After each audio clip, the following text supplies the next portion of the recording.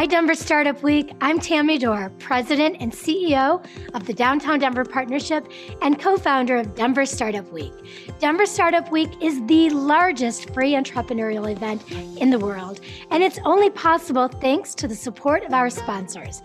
We have nearly 40 sponsor companies who contribute to Denver Startup Week and make it possible. Let's show our love for these companies today and all week long. Thanks to our title sponsors, the Downtown Denver Partnership, JP Morgan Chase, Prologis, and Zero.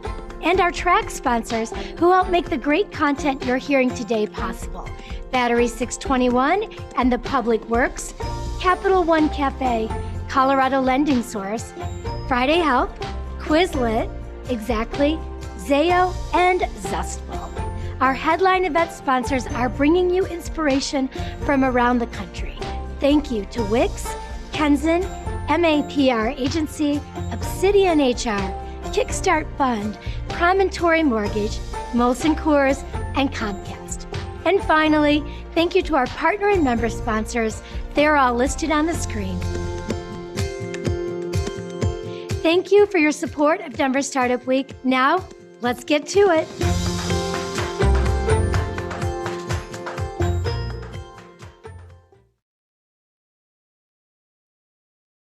It's time for a whole new way to think about sales planning, execution, and optimization.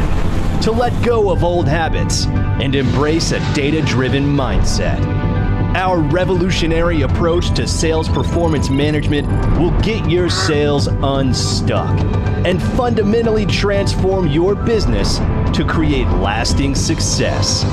It's time to unleash your true sales power.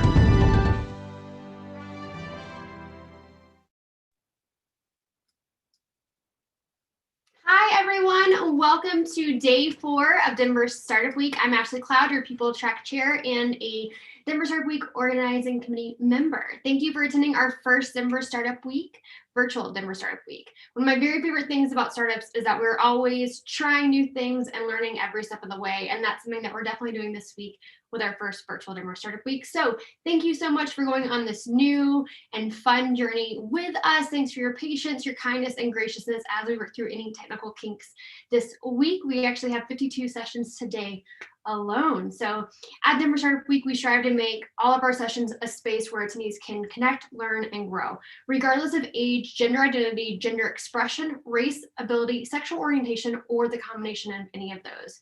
We try to make sure there's something for everyone and that everyone sees themselves in Denver Startup Week.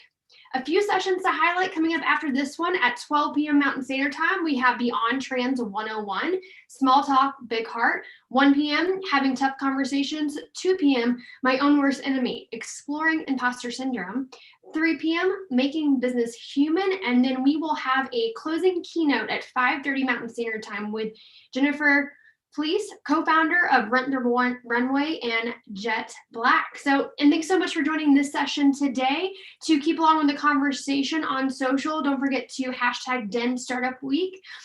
This session is authenticity and vulnerability, how the struggles you face can shape you as a leader. Such an important topic. With that said, I will pass it to Nicole. Thanks for being here. Thanks, Ashley. Welcome, everybody. We are so excited to have you here. We have an awesome fireside chat lined up. So I'm going to be very brief so we can get to the two ladies that you all are here to listen to. So my name is Nicole Barbera. I am the managing director with the Blackstone Entrepreneurs Network. We exist to serve second stage high growth companies by connecting the CEO into advisors, mentors, resources, and really just creating a community for them to continue to grow. And so just a little bit of background on the idea for this fireside chat.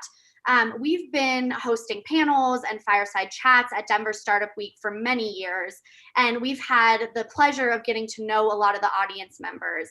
And what we found is that a lot of you have just started a business or are just thinking of starting a business. And so sometimes just hearing from ultra successful CEOs just about their successes really is not relatable. And so we wanted to bring in, two different CEOs, one startup CEO and then her mentor, who is a very, very successful CEO that I'm sure a lot of you know. And so we're really kind of flipping the traditional fireside chat and having Larissa interview Terra. And so they're going to get really real. They're going to talk about vulnerability, authenticity, how important it is to celebrate your failures, and really how important it is to know when to reach out for help. So without further ado, I am going to turn it over to a dear friend and Ben board member, Miss Larissa Herda. Just really quickly before I do turn it over to her, we are going to use the Q&A function. So throughout the fireside chat, please put your questions into the Q&A box. I will be popping in about 10 minutes to close to pose any of those questions to Larissa and Terra. So Larissa, it's all you. All right. Well, hi, everyone. Thanks, Nicole. Well, I was asked to give you an overview of my background, but you can all read it on the Ben website if you're interested. The bottom line is when you read it, it appears that I had a fairy tale entrepreneur success story. Took a struggling company that was losing tens of millions of dollars a year. It was about to be shuttered. And then with this incredible team who I miss dearly, and here's a shout out to, I know there's a bunch of former TW Telecom employees who are logged in today. So I just want to say hi to you guys, miss you. Wish I could hug you. But together we all turned it around and we grew the revenue to $1.6 billion. And sold the company for a lofty $7.3 billion 17 years later. But we're here today to talk about the struggles that we face that shape our lives and how it impacts our success. And I have to tell you that my fairy tale success certainly didn't feel like a fairy tale when I was going through it. It was a struggle. It was really, really hard. And there were good times, but there were really tough times. But life struggles are how we learn, and it's what shapes a person. It certainly clearly shaped me from the very beginning of my life. And I believe that to really understand someone, you need to understand and appreciate and respect their struggles and what they've gone through in life. So instead of the conventional bio, I thought I'd share with you a very quick history of just a few of the struggles that shaped me. On the personal side, my dad was born out of wedlock and never had a father. And my mother was a Ukrainian refugee from World War II who was brilliant, but struggled her entire life with mental illness. They called it nervous breakdowns, schizophrenia, depression, bipolar. But I believe, after learning and experiencing it myself, that she had postpartum depression. She was misdiagnosed, she was mistreated, she was in and out of mental institutions my entire life until the day she died at 90 years old. But I believe her struggles and our struggles as a family taught me a lot about empathy and compassion and patience and tolerance, really good leadership skills. I ran much of the household from the time I was 8 years old, so I guess it taught me something about leadership and perseverance as well. Later on in life, my nephew, Matthew, died 7 years ago. When he was 16, he died from suicide. And that has had a profound impact on our family.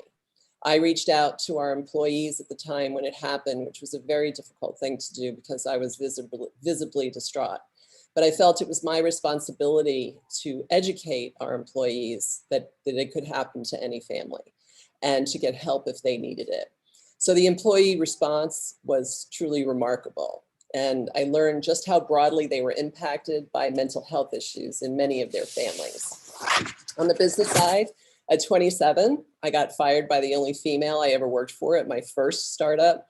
I had a series of startups. I then joined another startup that went bankrupt and didn't pay me my last paycheck, so I couldn't pay my rent. I didn't have food.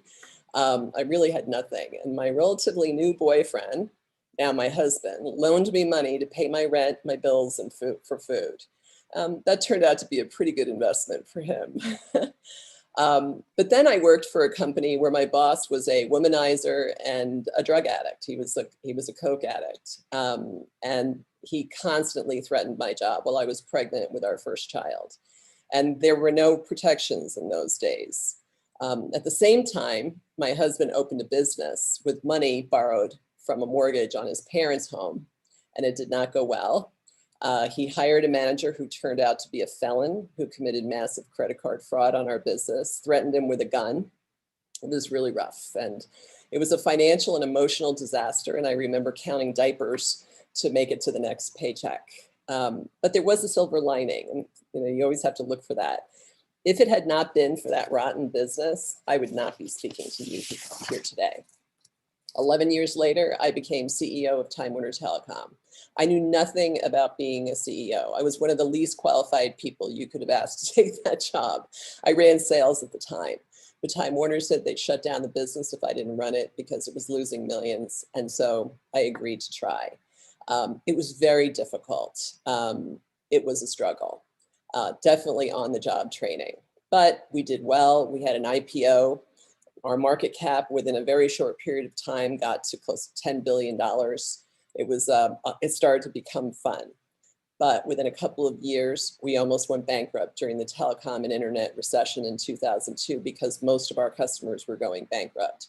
And our stock went from a $10 billion market cap at $92 a share to 47 cents within a year. I had to lay off a third of our employees, around 1,000 people. And I cried when I announced the layoff on the all-employee call. And I thought that meant I was a weak leader, and it was just convinced me that I really shouldn't continue. But my employees thought it showed that I cared, and they cared that I cared. And they rallied, and together we got through it, and we built the company. And I learned from that experience. I learned that to be compassionate and to have empathy, especially for those who work for you, does not mean that you're weak. It actually means that you're strong. I learned to be firm, to be fair, and to be consistent. So those are just a very few of the highlights, I should actually say lowlights of my life that have impacted the leader that I became. So much of my life is the product of struggle. And yes, I've carried many burdens, but so have you. We all do. Everyone carries a burden. And I'm telling you today that whatever challenges you're facing, especially your business challenges during these very difficult times in our world, there is hope. Look what happened to me. And there's a personal growth opportunity for everyone. It takes making mistakes. It's learning, a lot of learning, trying something new, trying something different. It takes facing adversity, and sometimes it takes facing adversity again and again. And yes, it's painful, but you've got to push through, and it takes tenacity. But most importantly, it takes heart. And on that note, I'm going to turn it over to our next speaker, and that's Terri Lorac, someone with a lot of heart. Terra? Oh, thank you. I was just sitting there, almost drifting off into the audience space. I forgot that I was even here for a moment. Thank you, Larissa, for sharing that. I think, when you were up and coming, vulnerability and authenticity and some of these buzzwords around shame and guilt, and they weren't there. They weren't spoken about, and you just led through that because you felt like that was the way through for you. And it turned out to be something that many people now hold on to and look for when they're trying to build a business. So thank you for being a pioneer in that space and my mentor. I'm Terra LaRock. I am the founder and CEO of Mindful Mamas. And Mindful Mamas is a self-care and mindfulness app for moms and moms to be. And before I get into a little of my history, I want to explain what Mindful Mamas is and then back into how I created it, because it is another story of real struggle and vulnerability to get to where I am today. A year ago, I had no idea what Denver Startup Week was. I had no idea this even existed. And to be with you present right now is just a testament to how much that can transform when you believe in something and you just go full steam ahead. So thank you for having me. Mindful Mamas is a app that you can download on the Apple Store or Google Play. And it is unlike any other mindfulness or self-care app on the market today. I am a mother. I have two sweet, darling, very spirited children. One's almost 5 and one's almost 2. And I really feel like motherhood is not a one size fits all, yet it's often treated that way. We spend so much time talking about the transition that is going to become motherhood, the pregnancy, the birth, yet when you get over that bridge, you're looking at this landscape and you feel lost. I know I did. And so Mindful Mamas really caters to where a mother is on her stage of matrescence, which is the developmental stage of motherhood. So just like there's adolescence or toddlerhood, moms go through a developmental stage their entire mothering career, their entire life. And so what one mom needs with a newborn is much different than what I need with a spirited 5-year-old or what my friend down the street needs with a preteen. And so Mindful Mamas offers up personalized, catered content to where you are in your stage of matrescence. We have guided meditations and breathing techniques. We have mantras where you can record your own mantras or be guided through them, as well as a little fun wheel called Mini Pauses where you can learn to get in little sips of self-care throughout the day while your little ones are around, while you're in the middle of transitioning from one meeting to the next, and you don't have to wait to get in that self-care until the end of the day. But when you look at Mindful Mamas and you look at the app, a lot of people have said it looks like you are so together. Like, how did you create such a beautiful virtual sanctuary for women? There are women who have downloaded our app in over 50 countries, and the average mom is using it 2.6 times per day. And I look at the product and it's beautiful and it's serving women, and we're getting feedback that it really is helping women through divorce and through postpartum depression and anxiety and job loss. And it's so much bigger than that, though. It's a movement, and it's not just this product that's wrapped up into a bow. It is my life's calling. My background is in child, family, and school psychology, and so I largely served in Denver public schools. To all my educators out there, thank you for what you're doing. I know it's a super hard time. And I used mindfulness and meditation as just something to try with my kids. I noticed that a lot of the typical therapeutic approaches I used, where you had to have buy-in from teachers or parents, it was difficult. We're all unpacking and dealing with a lot. And so if there wasn't buy-in, I felt like those interventions would just slip through the cracks, and then those kids would slip through the cracks. And so I started using mindfulness and meditation to teach them something that they could take over and do anywhere, virtually anytime. I had a student who had a lot of anxiety of going to recess. And I taught him how to walk to recess and really feel what his feet felt like as he was moving. What did the surface feel like? What sounds did he hear on the way to recess? And then the minute he opened the door, I taught him to be a beauty finder and seek out 5 beautiful things or really cool things that he saw right away. And he would come back from recess telling me about all the things that he heard on the way and all the things that he saw. And it started to shift from how nervous he was to how much he enjoyed it.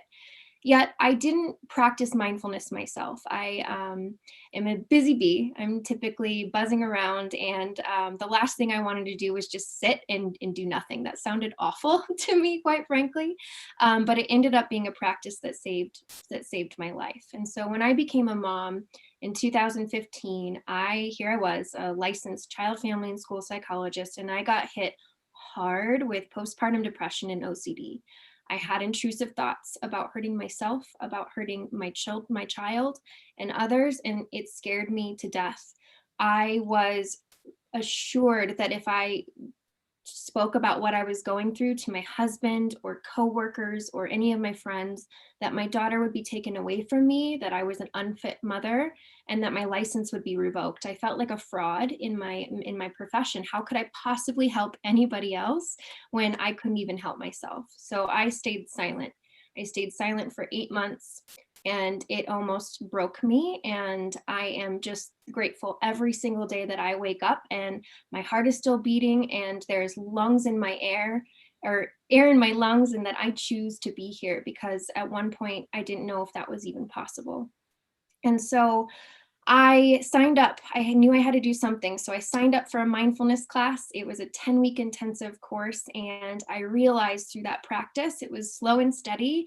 I would often leave the class to go pump because I didn't want to be there, but I stuck with it. And I realized that mindfulness is not about stopping your thoughts. It's about learning how to work with your thoughts in a way that serves you. It's about peeling off the layers of anxiety and depression and stress and cultivating just this beautiful practice of self-compassion for yourself and for others. And it was from that I realized I needed help.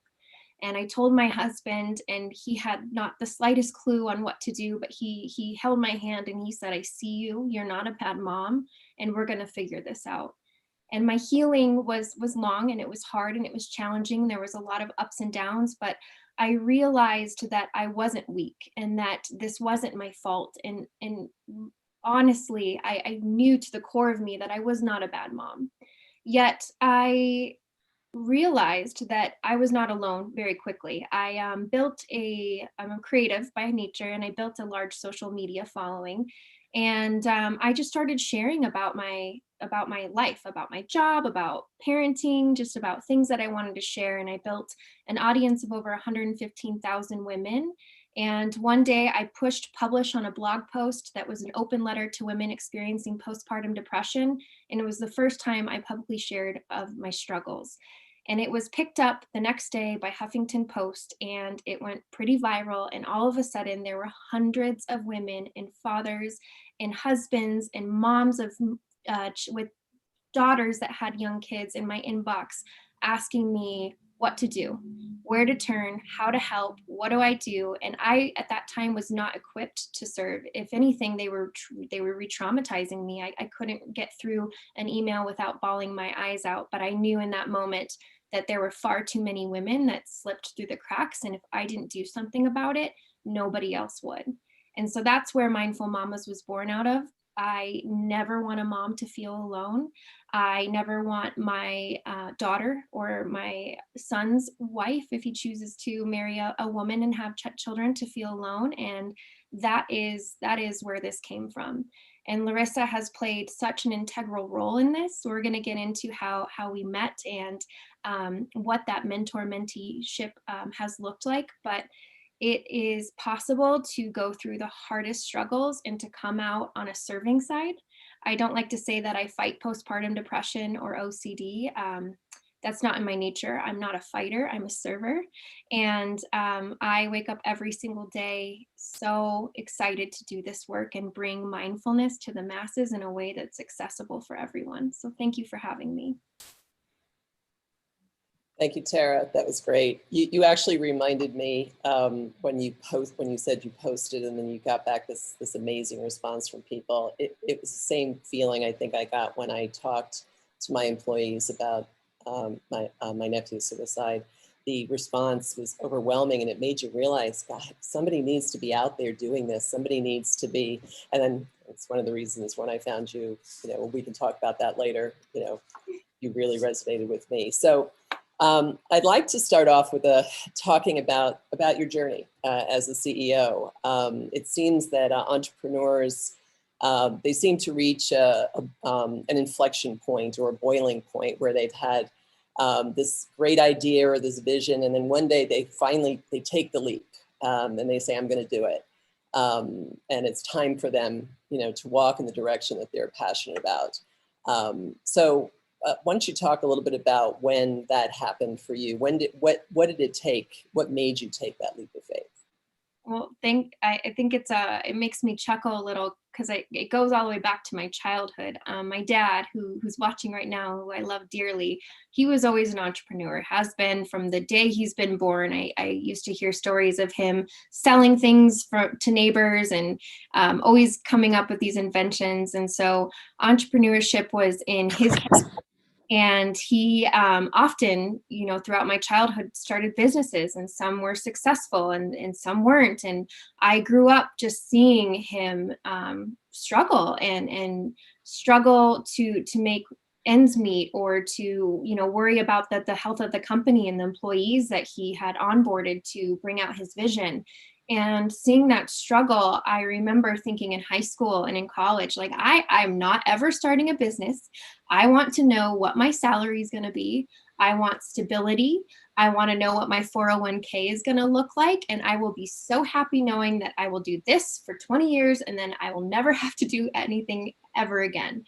And so I had a lot of resistance to starting a business. I struggled with it internally for a long time, just because I didn't want to do it. It just wasn't a risk that I wanted to take. But when you have an idea, or you go through a lived experience where you realize that other people are going through it right now, it starts to grow in you. And I remember one day thinking, like, if I don't take Mindful Mamas, this idea, this concept of teaching self-care that actually does something to women, somebody else is going to take this and they're going to run with it. And I am going to be so sad that I wasn't a part of it. I would have been devastated. And so it was from that fear. It was like the fear of failing became smaller than the fear of not being the one to be able to actualize it and to put it in motion. And it wasn't, one thing that happened overnight. It was just these little, like I like to call them little God winks, little winks from the universe, where I'd get this inner knowing, like, ping, like, there goes Mindful Mamas again, or like, ping, like the universe is really guiding me towards this. And I can't say no. I mean, I wanted it to happen so badly that I built Mindful Mamas version 1. And granted, I do not have a tech bone in my body, from scratch in my basement, very pregnant with my second child. And I launched a mindfulness website that was like a drip system of content for women, opened up the cart for 3 days. And I launched that baby 2 weeks before I gave birth to my second child. I just wanted it in the world that badly. And I look back at that time and I'm thinking, like, I didn't do any of the typical cleaning or nesting or the things that you hear mothers were doing. I was in my basement pounding away at this idea, just needing to get it launched. And then I had no idea how I was going to run it with a newborn in the home, but somehow I made it work. And I'm so happy I did take that leap. That's awesome. It's interesting how you resisted the risk, and I ran toward it. Whatever it was in my background that made me just risk. I took so many of them. So it's different personalities end up doing different things, but we both ending up in a similar place, and that's in the entrepreneur world. When I reflect about how I personally changed as the CEO, I changed so much over the 17 years. I was not the same person in the end that I was at the beginning. And I think that was a good thing, because it turned out to be a really good experience for me. But there were so many times I was so frustrated because I thought, oh, if I had just gone to business school, this something here would have been so much easier.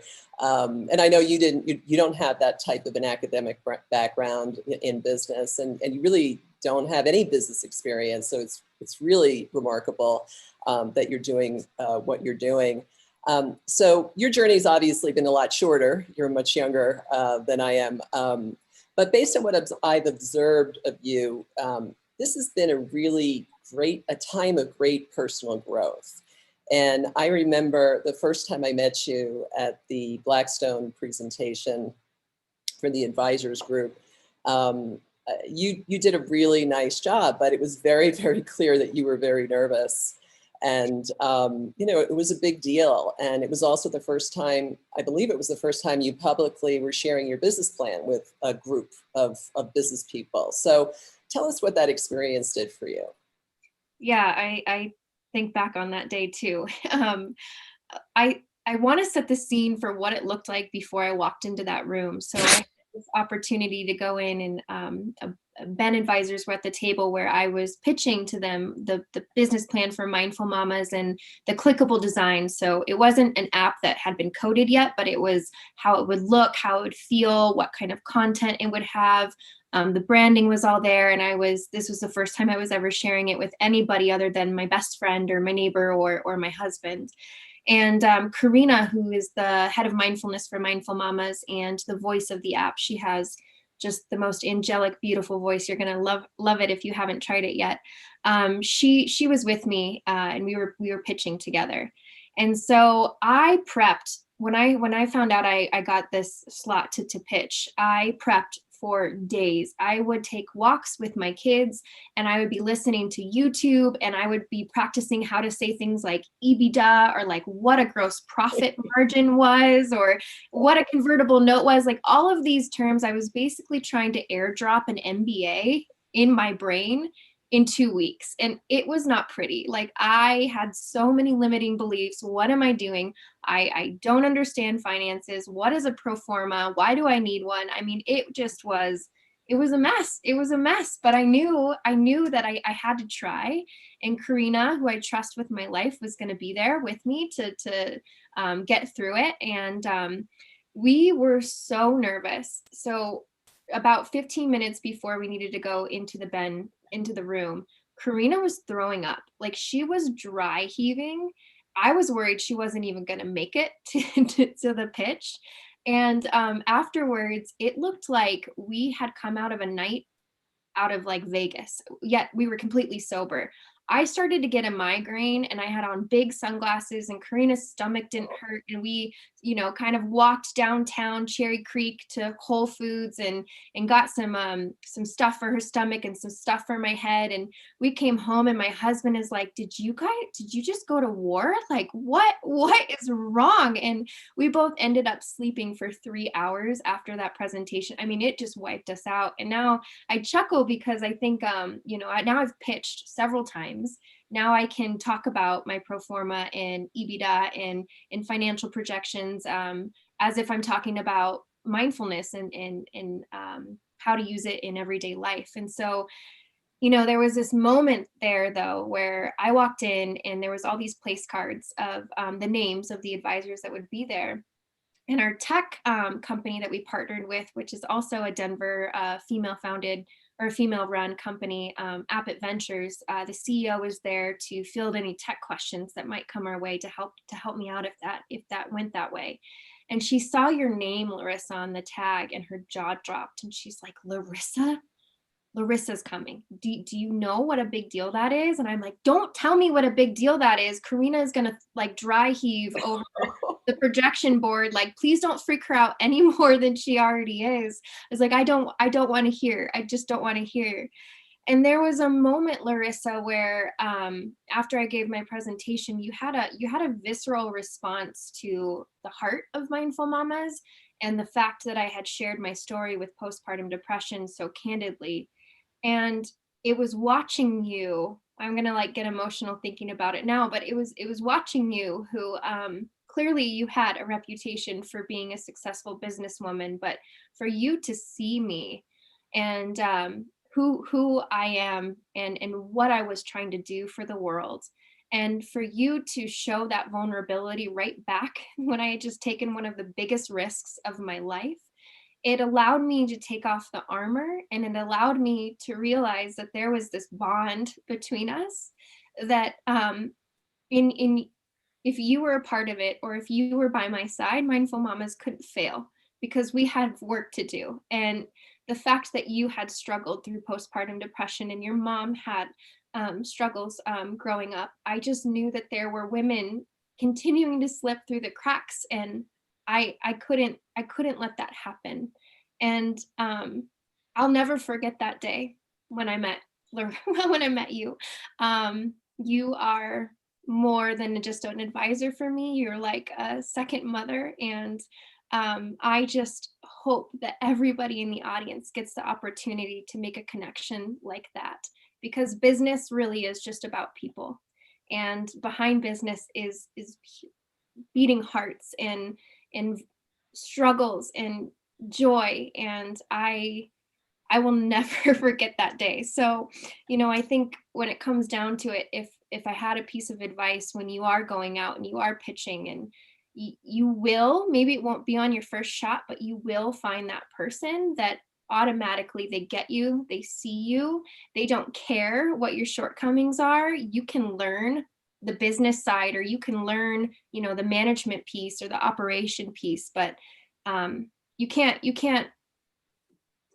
learn why. You can't learn your why. That has to come from deep within. And you helped me realize that why was strong enough to do this. And so I'll never forget it. Yeah, thank you, sweetie. You brought back that memory for me too, and brought me back to where I was and what I was thinking at that time. And you almost brought me to tears because it did give me chills, because all the different things when you think about that I've gone through in my life. One of the things that always bothered me as a woman was that it wasn't enough out there in the women's health arena to address a lot of these emotional challenges that women have, whether it's our hormones. I became an expert in that subject, and had impacted people's lives, whether it was women that I'd see in the ladies' room at work who having a hot flash, and I'd say, you don't have to go through that. Let me explain to you what, here's a book, and I always felt like I wanted to have an impact on women that way, but I never really knew what that would be. And at that moment, when you were making that presentation, I was hearing your story, I could relate so much to it. When I had postpartum depression, I didn't know what it was back in those days. I just knew that I had to hide all the knives in the house. And I was afraid. And I was afraid too, because I had this history of a mother who was mentally ill. And I thought, oh my God, it's happening to me.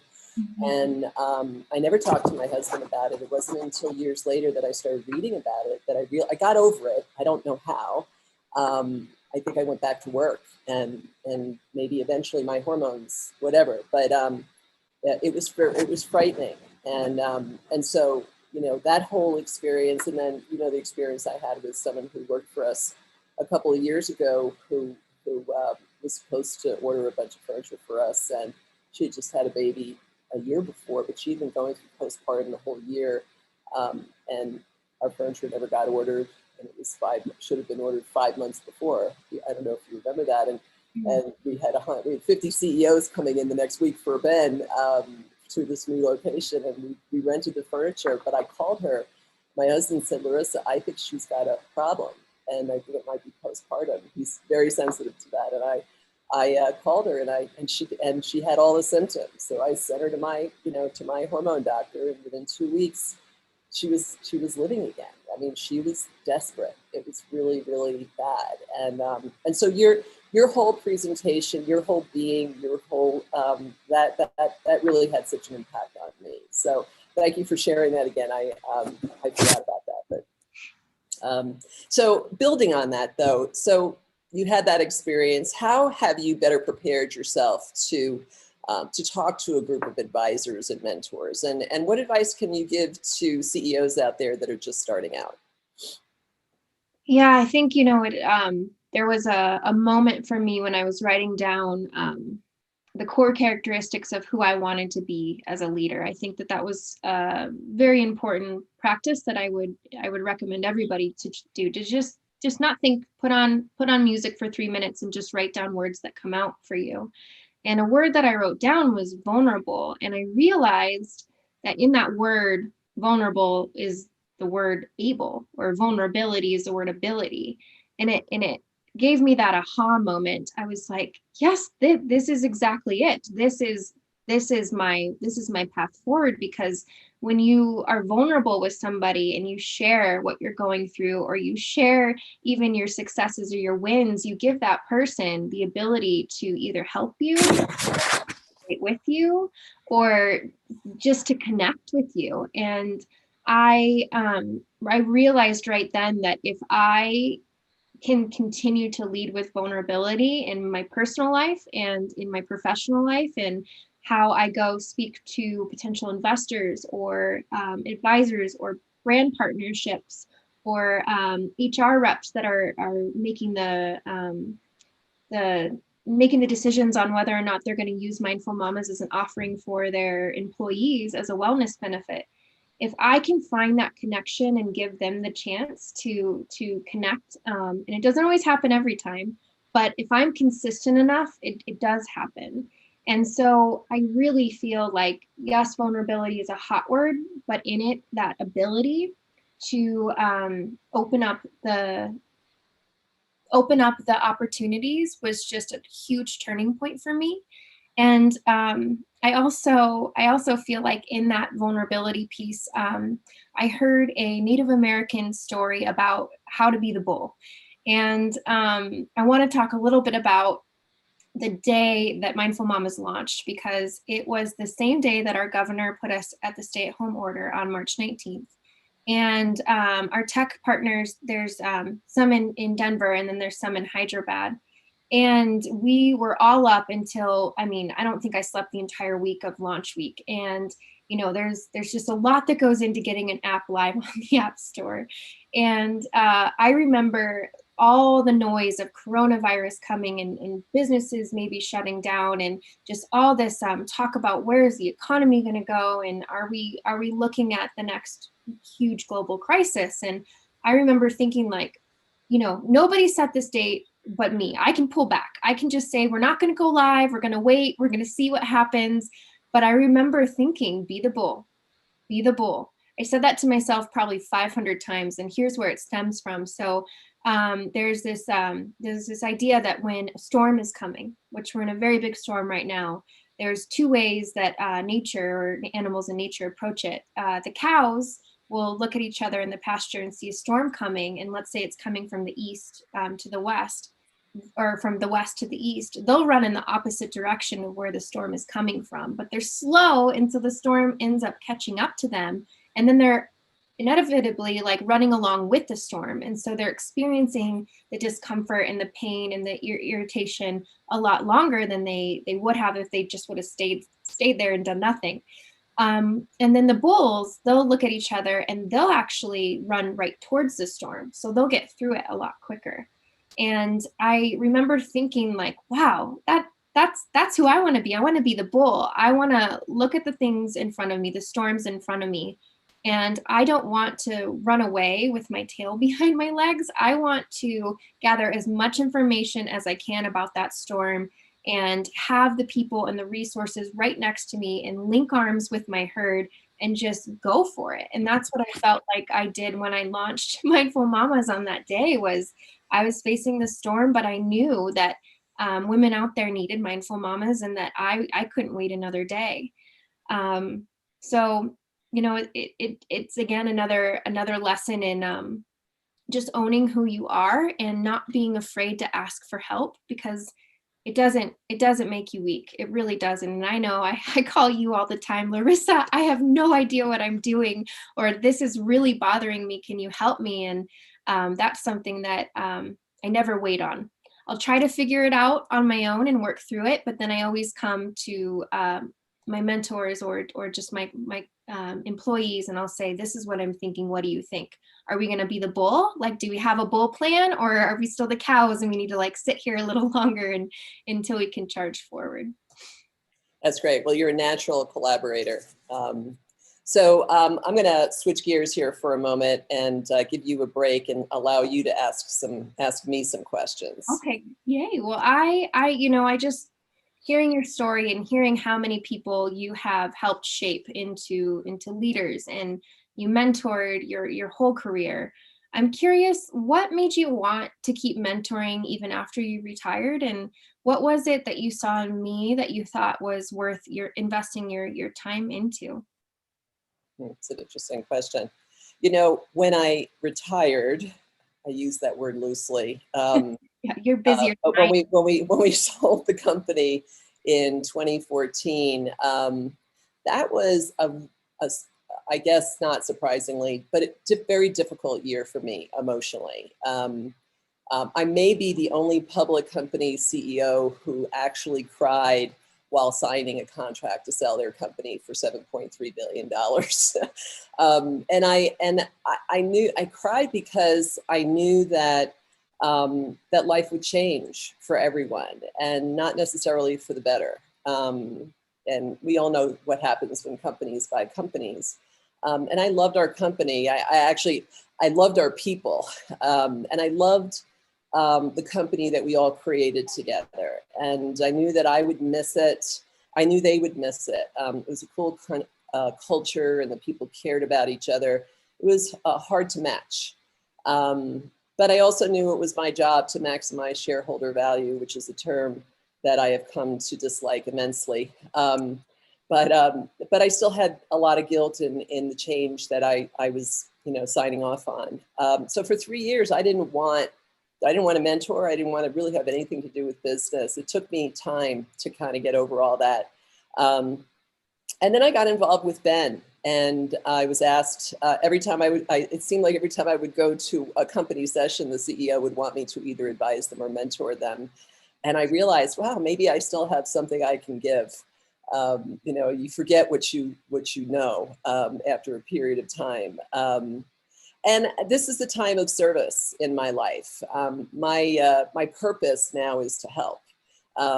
And so I'd be happy to help other people. But I realized actually during your presentation that as cool as those companies were that I would help periodically on and off, none of them really resonated in my heart. I was just helping, because it was the right thing to do and I could. And I don't think I was ever expecting a business to resonate in my heart for me. Your organization did, your story did. And as I've gotten to know you over the past year, your desire to help women, to help people in general, your genuine humanity just resonated with my belief system. And, you persisted. I think that was an important part of the success of our mentor-mentee relationship. I always tell mentees, it's your job to contact me when you need me. I'm not going to dog you. This is not my job. I'm helping you. And that didn't, you learned very quickly. I was called a learning machine when I was a CEO, and you remind me of me in that way, in many ways, actually. You're a seeker, you're a learner, you're a sponge, you are trying to do the right thing. And so I think it was this combination of right place, right time, right person, and right business that made me want to help you. Well, I'm so glad that you said yes. I really am. Yeah, I was at first, I think, a little intimidating on bothering my mentors and bothering you. And, does she have time? Does she have time? And then I remember just kind of pulling my pants up and getting real and saying, she said she wants to help, so let her help. If you don't let her, then what's the point? And so I got over that pretty quickly.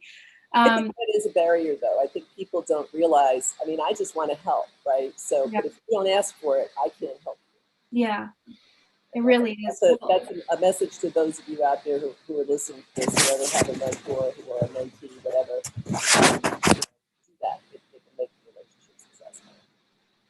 Well, I wanna ask you another question on Mindful Mamas has been largely bootstrapped off of savings and a prayer. Like, we are just living on savings and a prayer right now. And now we have investors, which absolutely helps. But I stay up at night just thinking about, is this going to work? Am I making the right choice for my family? And I know you've been through times where you've been financially just worried, and I'd love to hear if you'd be open to sharing. When was a time that you were worried about the bottom line for the company or just your own personal finances? There were a lot of times, and at different times in my life. So on the personal finance side, that first experience that I talked about at the beginning of this, where I had lost my job, didn't have money, and Steve, my husband, loaned me the money. That was a really as I reflect back on one of the most critical experiences, and I'm glad that it happened to me, because later on down the line when I was a leader and I had to make decisions about, laying people off, I understood how I was impacting other people's lives, and I wasn't cavalier about it. It meant something to me, and I understood the desperation associated with trying to survive on very little money. And that mindset stayed with me when I became CEO and we had to lay off 1,000 people.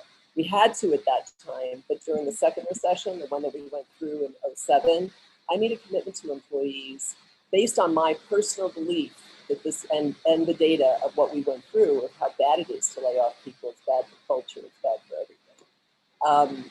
I told them, you grow $1 this year, and as long as we're in this recession, and I promise you, we will not lay a person off. And it was remarkable how people responded to that. They rallied around it. It was like, oh my God, she's got our backs. She cares. Once again, she cares. And I learned, actually, at the time when we sold the company, I learned from employees that at that moment, they said, you have no idea what that did for people. It freed them. It broke down the barriers. Everyone said, okay, we're all for one and one for all, right? Or all, however you say that.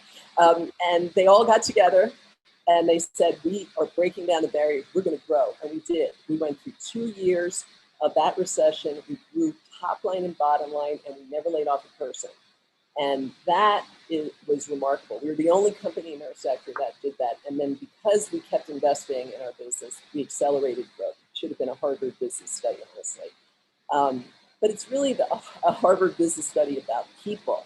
And when you give them the power and you empower them, and they know you care and you've got their back, they will walk through hot coals for you.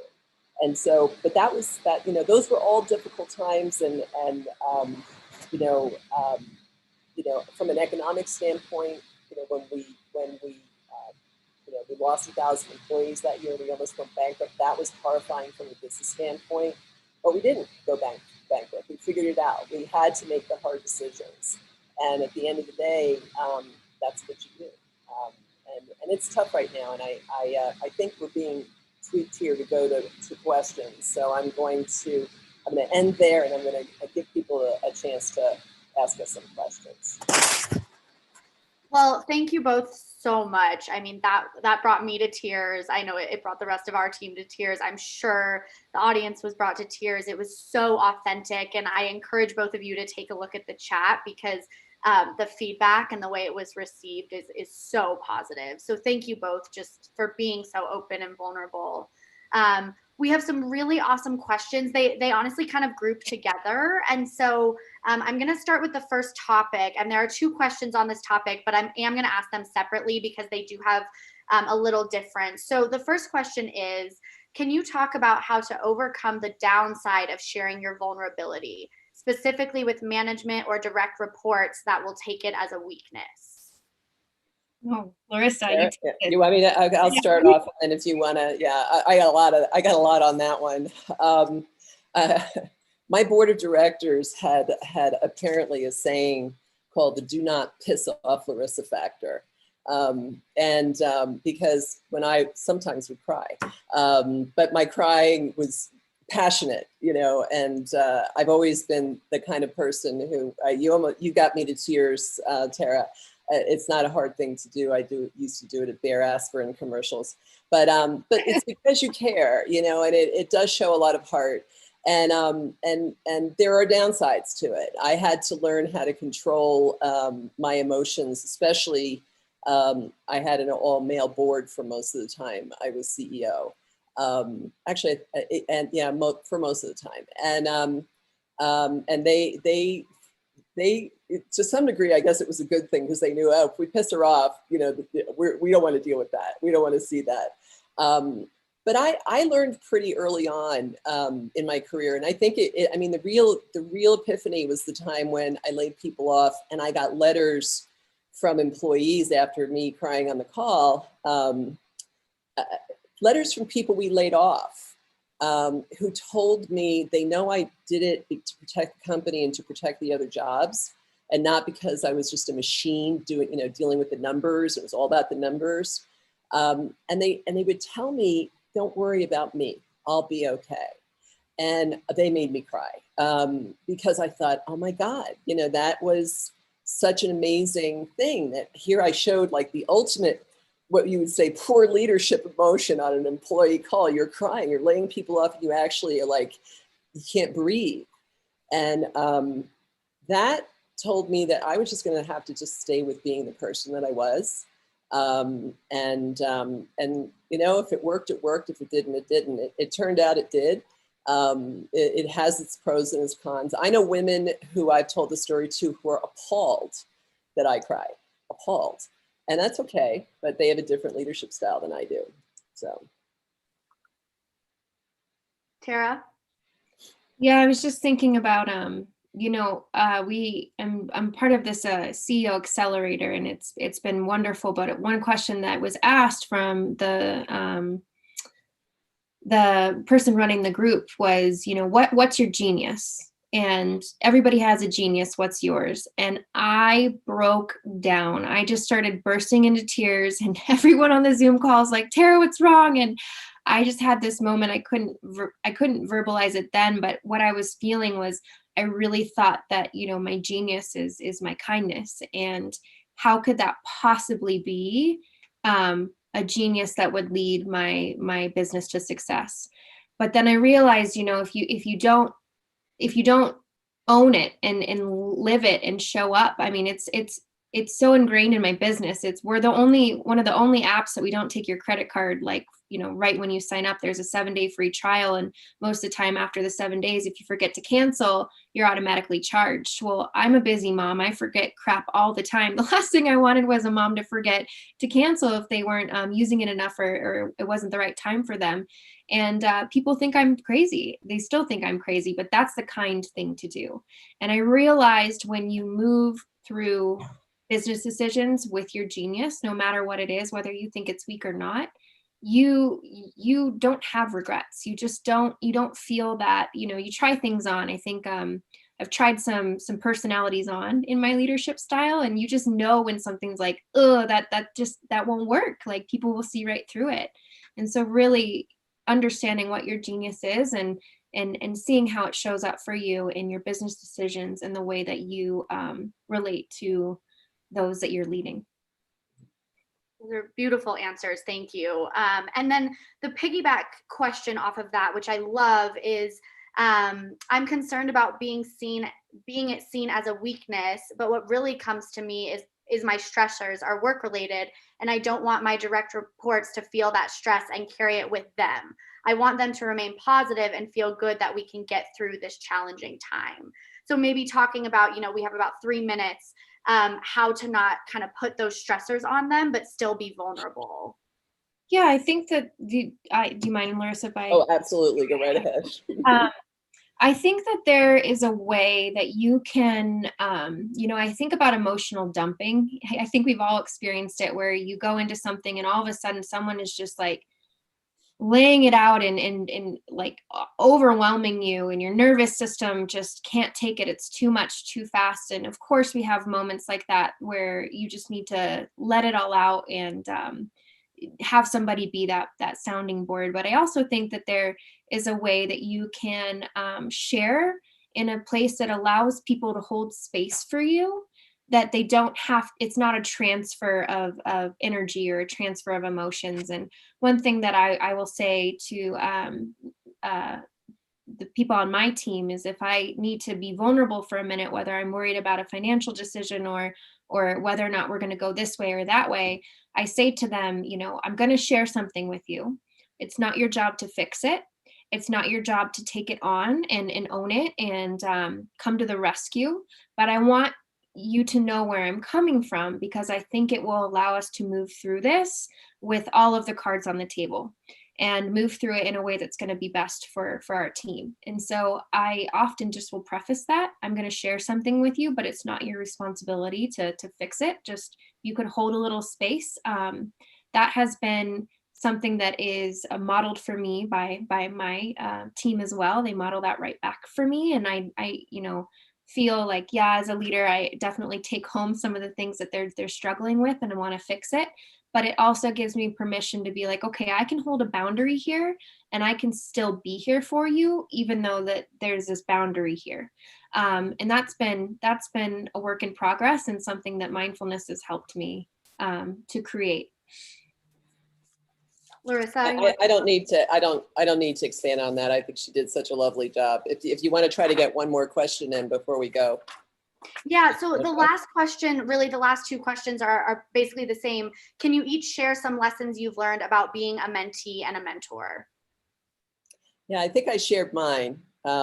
So I think we kind of shared those. I don't know if there's any. I mean, the main lesson I have for mentors, if you as a mentor, is make sure you you spend a little time with someone and get to know them before you agree to mentor them. I've agreed to mentor people without really knowing them, just because I wanted to help and they needed help and I was happy to do it. But then maybe the relationship wasn't ever going to develop. And unless you think it's somebody that you can develop a deep relationship with, it's not really going to be a mentor-mentee relationship. It won't be as powerful as it could be. That would be my main piece of advice. Well, Larissa, I know you wanted to end with something. You have a little surprise. So I'm going to just say thank you to everybody who joined us. And thank you, Larissa and Denver Startup Week and Ben, for having us here. I look forward to getting in touch with you. Find me on LinkedIn. You can ping me anytime. And Larissa, thank you so much. Oh, you're welcome, sweetie. Yes, thank you, everyone. And I just wanted to end with, this was just a little, it's from a poet. You know, we talked about struggles today. We're all struggling. And this is a tough time for our country and our world. But we just need to remember that we're all in this struggle together. And this great quote for the moment is that life is not about waiting for the storm to pass. It's about learning how to dance in the rain. And we're all dancing in the rain right now. And the more we can do it all together, that's what part of this is helping people, you know, maybe hearing about some of our struggles will make you feel like, hey, you know, I can do this too. Then we will have been successful if even one person today says that to themselves and goes forth and moves forth with their lives. So thank you all. Thanks for the opportunity. Tara, thanks. You're a doll. I love you. Take care, everybody. Bye, everyone. Thanks so much.